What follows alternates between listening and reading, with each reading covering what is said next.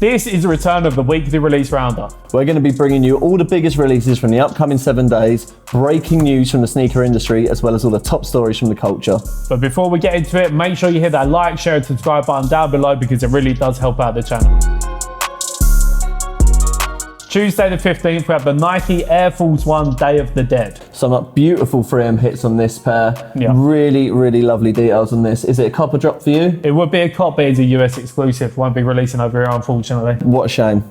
So on Wednesday the 16th, we have the Adidas Home of Classics 2.0 collection. And these now have pink hits on them, is that right? It's a deeper beige across them. Okay. Really nice materials once again, premium leathers. Staple pairs for your collection.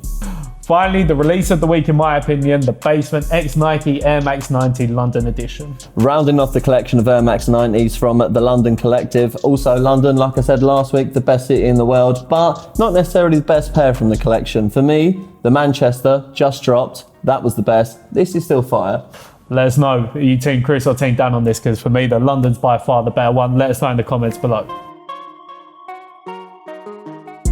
After this Saturday's launch of the Travis Scott Nike Air Jordan 6, we now have a yellow iteration releasing in spring 2020, and we have 50,000 pairs releasing apparently. I mean, the 6 is a bit of a wild pair anyway. Yeah. So it's wild silhouette, wild colour. It's still going to have big resale value. It's Travis Scott at the end of the day. Yeah, it's going to be a crazy release in spring 2020. We've got to wait nearly 6 months. Will you cop in spring? No. Me neither. Continuing their collaboration, Pharrell Williams and Adidas have come together for a Futurecraft 4D. It doesn't look like a Pharrell Williams collaboration. No. It looks like any previous 4D, in my opinion. It's great technology. It's an interesting looking shoe, but it's one for more of the Boost generation out there. Steve Madden has been ripping off Nike with 2 of their most popular silhouettes from the last 2-3 years. Terrible star motif on the side instead of a swoosh.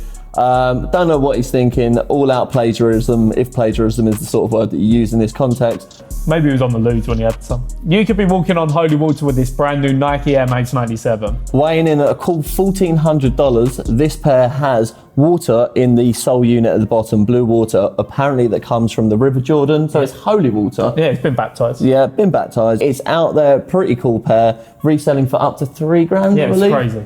Big money, very cool, very original, I like it. If I had the dough, cop. So last week we said the Yeezy 700 Teal Blue was meant to be launching this week, but now it's been moved back to November the 9th. It's a shame because it's another V1. Personally, I prefer the V1s to the V2s, and it's a very nice looking pair. I think I'm going to be copping when it comes out, so we can be matching. Oh, it's cute.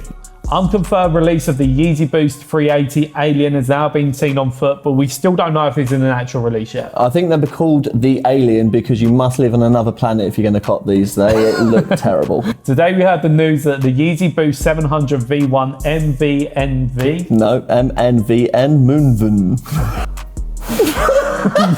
The Yeezy 700.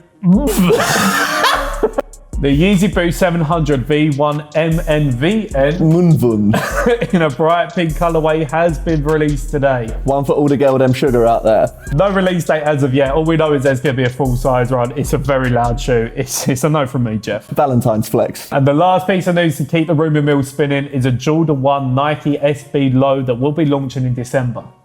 I haven't seen it, so I've got no idea. There's no photos as of yet. Oh, right, so I'm glad I haven't seen it. It's literally just a colourway, so it's the Desert Ore, which is the same as the Off-White MX90 colourway. So ASOS are allowing all the people that can't afford AirPods to still be flexing with this it's different design. It's a silver AirPod, that's not really an AirPod. I don't really understand it. It's very pointless. It doesn't play music. It's just a bit of jewellery in your ear. I need to think of something clever to say about this. Give me a second. It's an AirPod. AirPods. You can't say it's an AirPod, mate. This is something you buy if you can't afford your bus fare pod.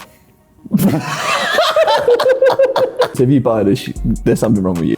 If it's been your lifelong dream to join the Avengers, Marvel now have a VR game that you can be playing and you become an Avenger for the day. It looks pretty sick. It's Void VR. You have to book a special slot to actually play it's like an experiential thing. Okay, nice. Coca-Cola and Atmos have now come together for another capsule collection. Too many Coca-Cola collabs in my opinion. To be honest, mate, I don't mind a can of Coke here or there, but I don't want it on my clothes. But did you see the fact that 60% of their franchise revenue comes through fashion now?